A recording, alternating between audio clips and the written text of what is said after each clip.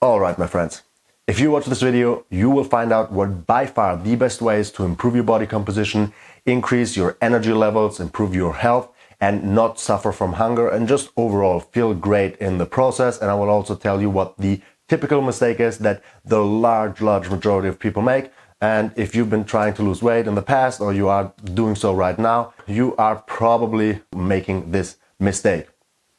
What I want to talk about today is the concept of G-Flux. And I just mentioned right here, the single most optimal way to improve body composition, health, and energy. G-Flux is the idea, or G-Flux stands for energy flux, and is the idea of more energy in this case we're always talking about calories here from food, and more energy out, in this case movement and exercise, is so much more beneficial to your body composition, energy levels, health, and well-being than less energy, less calories in, and less energy out. In this case, that will be a rather sedentary lifestyle where people just try to lower their calories and lose weight that way.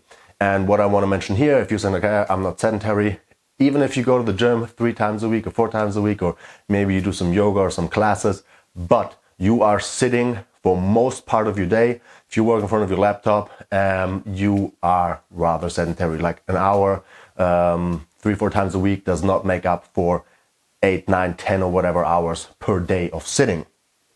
And I want to give you a few examples here. So let's take the average male who is moderately active, like I just said, working out 3-4 times a week, maybe getting a little bit of some steps in, let's say 5,000 steps or so per day, and is maintaining calories at, or his body weight at 2,500 calories.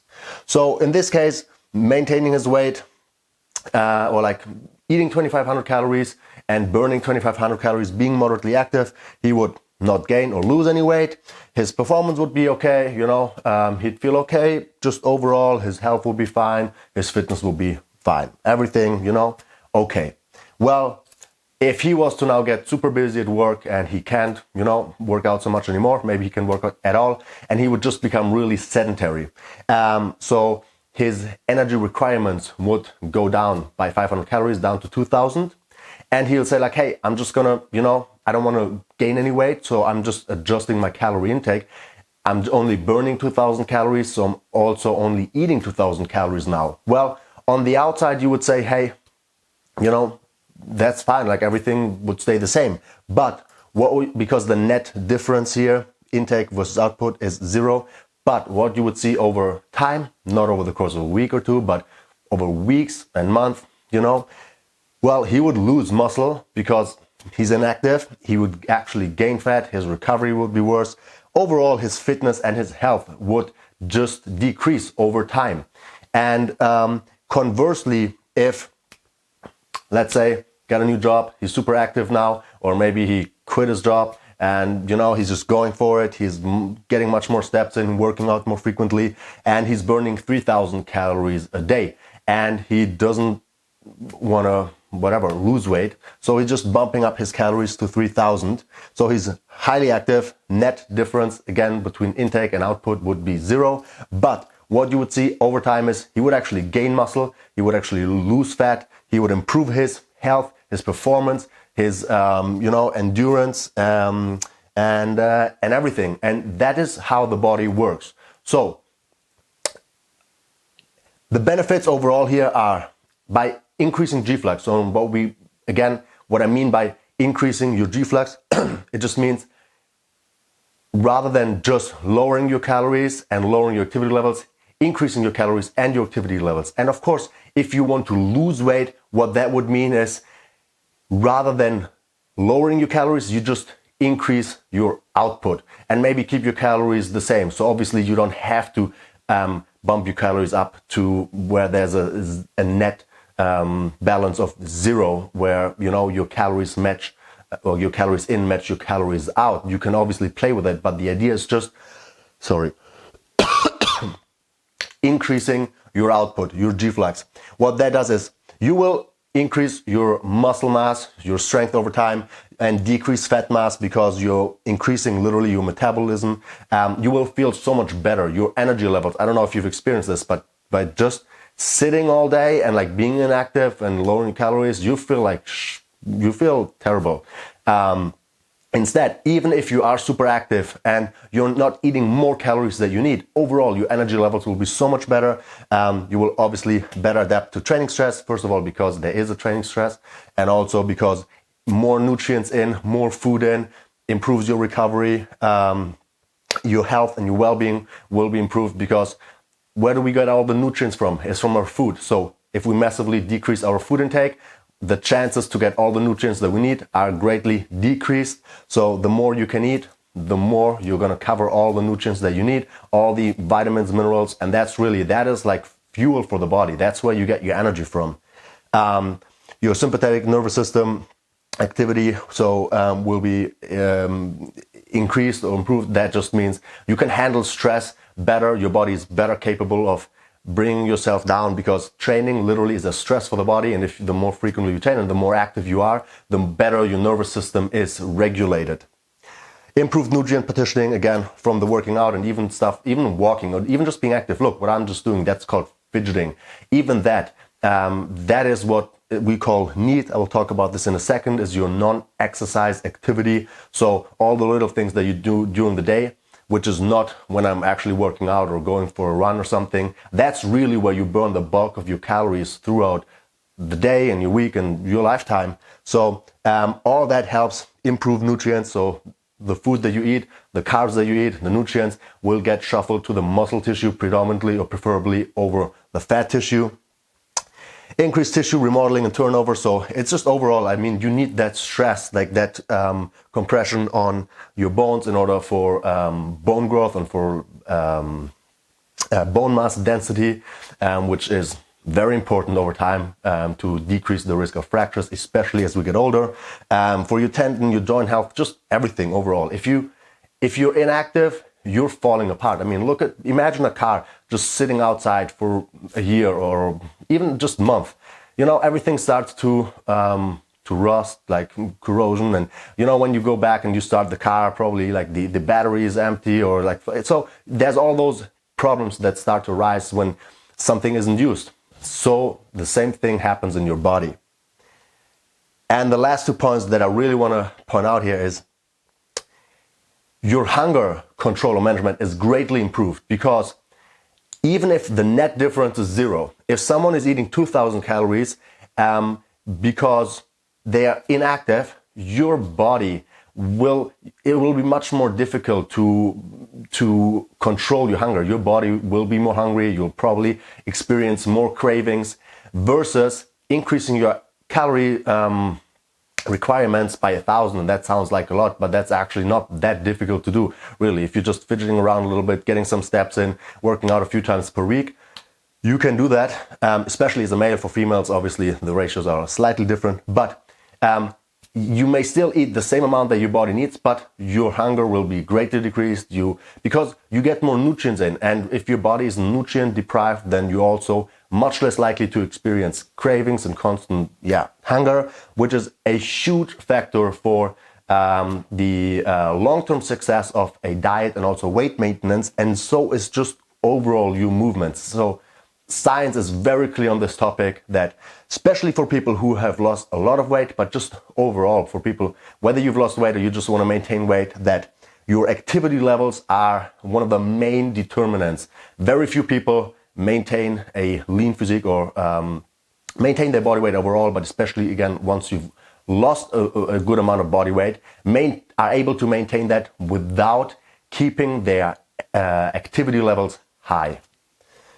And so how do we increase G-Flux? So exercise, especially weight training. Weight training, especially because weight training is what builds muscle. Muscle is active tissue. The more muscle mass you have, the more calories your body is burning, even without you doing anything. That's what, quite frankly, allows me to eat between 3,500 and 4,000 calories, depending on whether I'm training or not, and just maintain my weight.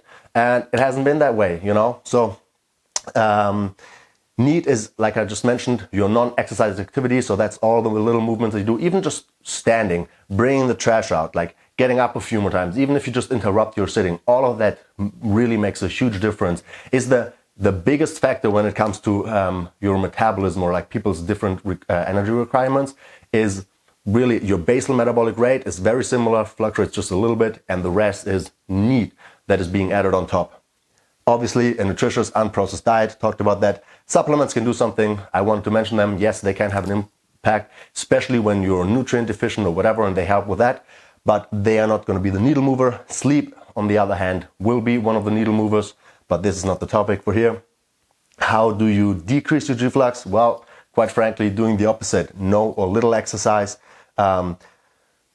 Just your body. If you don't do anything, you will start to lose muscle as early as 30 years old these days, and that's just the age-related loss of muscle mass and function, which is why, again, it's super important to do weight training and just overall stay active to prevent that or counterbalance that. An inactive sedentary lifestyle, poor diet, nutrient deficiency. So here you see a little graph. That is the resting metabolic rate, the blue graph. I think you should be able to see that, not the numbers, but blue is for men, purple or pink is for women, and slightly, so there's obviously a little difference, but you can tell this is age 0, 10, 20, 30. So by the time you're 10, 15 or whatever, your metabolism really spikes, goes up, and then starts to come down a little bit by the time you're 20. And then from that age on, it slowly decreases over time until you are 80 years old. And again, that is largely related to loss of muscle mass, function, and a few other things. Practical steps to increase your G-flux. Obviously, I don't want to let you go here without any practical takeaways. So I mentioned it, build muscle with intense resistance training or conditioning training. Minimum 3 times a week is really the gold standard, I would say. 2 times a week, obviously, is better than nothing, but it's more for maintenance, not really, you don't build so much. And you could increase it to up to 5 times a week if you have the time, and you can do that. Maximize post-workout energy expenditure by using high-intensity exercise, or high-intensity exercise training is another great way to really increase your metabolism. Though I will say, you could do that 1 to 3 times a week, maybe 15 to 20 minutes, 25. But that is not for a highly stressed individual. That's something I want to point out. So with my clients who are really like super stressed, that actually, because that is another stressor for the body, it's a good stress, but it can be too much if overall the total sum of stressors is too high, then that can be detrimental. So just, be careful there. Yeah. Include a variety of exercises and activities to prevent adaptations. So I'll just touch on that real briefly. That means, well, if you do the same thing every time, your body will adapt to it. So if you go on the bicycle every time and you cycle at the same cadence, same speed, same resistance, whatever, your body will become very efficient, much faster than if you were to change the training stimulus from time to time. So if you do that for, let's say, like 2, 3, 4 weeks or so, like every time the same thing, and I see people in the gym doing the same stuff for years, the same training, like walking on the treadmill, always the same. Well, your body is going to become so efficient at it, you will burn way less calories, which is why it is good to change the intensity, change the speed, change just overall the modality. Not always go on the bike, but maybe do the elliptical or whatever, go swimming, go hiking. Boost need non-exercise physical activity. I mentioned that, so that is really the biggest maybe takeaway, and that you do by looking for ways to increase activity in your daily life. For example, a standing desk, something that I use with a lot of my clients, and you can go a step further, actually use a desk bike or like a desk treadmill. There's all those things, little ellipticals or whatever. Parking further away, so instead of trying to get super close to the entrance, you just park further away and you walk a minute or two. Yeah, you're actually going to save time, because waiting for a parking spot super close to the entrance usually takes you way more time because everything's taken. So you just park away. You beat 2 flies with 1 stone, 2 birds. Oh, and sorry, that was the German. So in English, you say you kill 2 birds with 1 stone. Take the stairs instead of the elevator. Bring up the trash more frequently. All those little things. If you really see moving and doing stuff as a way to reach your goals, you can make something like bringing trash out actually like a positive experience, or like at least a neutral, and not the thing that people really like drag and don't want to do. Then in terms of food, eat protein at every feeding. You don't have to eat 5-6 times a day, but I would say 3 meals a day are good, at least 2, because you want to have protein a few times per day in order to stimulate muscle protein synthesis, which is the building of muscle tissue. Eat vegetables and or fruit at every feeding, especially vegetables. I will point out, eat more vegetables. I'm just mentioning this now. This doesn't really increase your G-Flux, but at the same point here, drink more water. Most people need to drink more water. Incorporate a multivitamin and omega-3 fats. And then my tip is really get an Apple Watch, an Oura Ring. Like the Oura Ring is what I have here. I absolutely love it. A Fitbit, whatever. Anything where you can keep track of your activity levels and your steps per day. And that also makes it a little bit more fun. Maybe like it's nearly like a game for some people, especially with the Apple Watch. I personally don't like so much because then again you're even more bombarded with like texts and whatever. You're never shutting off. So which is why I like the Oura Ring, for example, which just tracks my sleep and my energy levels. But whatever you can do to make it more fun, to motivate you a little bit, is great. And also really just to keep track of your steps, because otherwise most people have no clue where they actually are. And the last thing that I'll say here is, if you are thinking now like, oh yeah, well, that sounds great, just, do more, but I don't have the time for that. What I will say is this. First of all, if you spend more time going for a walk, working out, you will increase your energy levels, your performance overall, just really like your ability to concentrate and focus, to the extent that it has a much, much greater payoff. It's an investment. Like if you have, let's say, 15 hours a day, and you use an hour per day to work out and maybe like 30-45 minutes to go for walks, you still have 13 hours per day. If you can increase your productivity and your energy and also, or just overall how you feel throughout those 13 hours by investing those 1 or 2 hours, well, that has a huge payoff, and most people don't realize that. Most people drag through 15 hours a day and get stuff done that you could get done in 5 hours if, quite frankly, you'd be really feeling more sharp, alert, not super tired all day, and also more motivated, which is why this is to be seen as an investment, and the payoff is much, much greater. It's always difficult to, make that transition at first, because, yeah, we think, well, we're losing time. You're not losing anything. And the other thing that I will say here is also, I want to mention Parkinson's law, which is time expands to pretty much like how much time you have for something. So if you have 15 hours in a day to get stuff done, whatever you have to get done in that time frame will take 15 hours for the majority of people. And if you only have 13 hours, you will still get it done, because that's what's called Parkinson's law. I'm keeping it short here, but look it up if you don't understand that concept. But really, guys, that has a huge return. That's on your investment, which is your time is the investment here. In this case, you will feel so much better, really. And honestly, it's just the only way to go long term, because if you don't do it and you're looking to lose weight or just maintain weight, over time, your health will decline, your well-being will decline, your body composition will, be suboptimal. And I really encourage you guys to consider that and try it out for yourself. You can make an experiment for maybe 2 to 3 weeks, see how you feel, and I guarantee you, if you are not already doing it, you will feel so much better. If you have any questions, let me know in the comments below. If you want to know more on that topic or whatever, you can always, you can reach out to me directly or let me know in the comments below. Otherwise, I just hope that you found this helpful, valuable. I really, again, just want to encourage you to try it out. And even if you just do it for a week, so you get to experience it. And thank you guys for your time. Thanks for watching, and I'll see you next time. Peace.